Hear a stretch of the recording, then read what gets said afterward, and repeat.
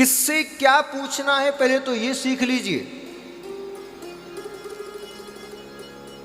आप आंख के डॉक्टर के पास जाओगे और कहोगे डॉक्टर साहब जरा देख दीजिए, मुझे बहुत ज़्यादा बुखार हो रहा है, या उससे कहोगे मेरी हड्डी टूट गई जरा चेक कर दो, तो वो कहेगा अच्छा पागल आदमी है, मैं आंखों का डॉक्टर हूं, तेरी हड्डियों का थोड़ी, हड्डी वाले डॉक्टर के पास जा।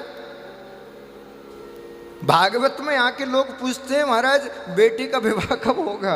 अरे ये ग्रंथ तो विवाह ना कराने वाला है, तुम विवाह की पूछ रहे हो।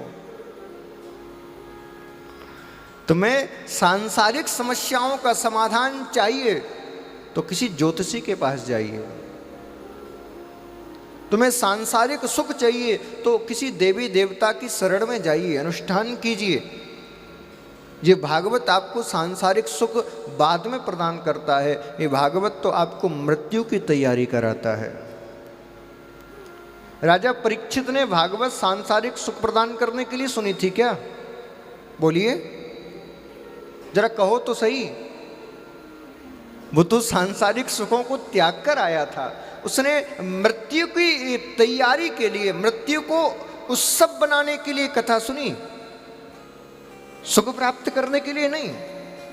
और गजब की बात देखिए, आज जितने लोग कथा में आते हैं 99% लोग मृत्यु को मंगल बनाने के लिए नहीं, सांसारिक सुख प्रदान करने के लिए कथा सुनते हैं और कथा कराते हैं, और जो गजब की बात कथा करते भी हैं।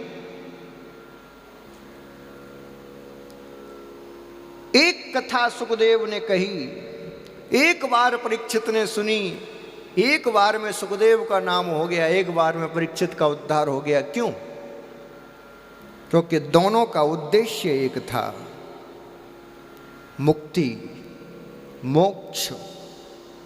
ना तो मुक्ति और मोक्ष के अलावा सुखदेव जी के मन में कोई और प्रश्न था, ना कोई और कामना थी, ना ही परीक्षित के मन में।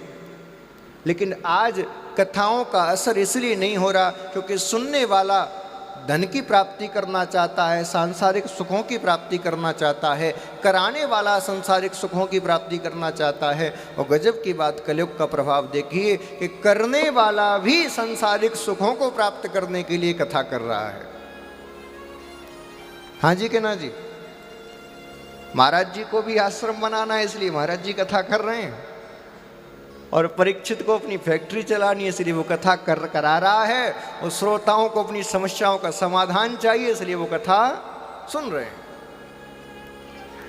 जिस दिन से कथा का उद्देश्य बदला है उस दिन से कथा का मूल तत्व समाप्त हो गया।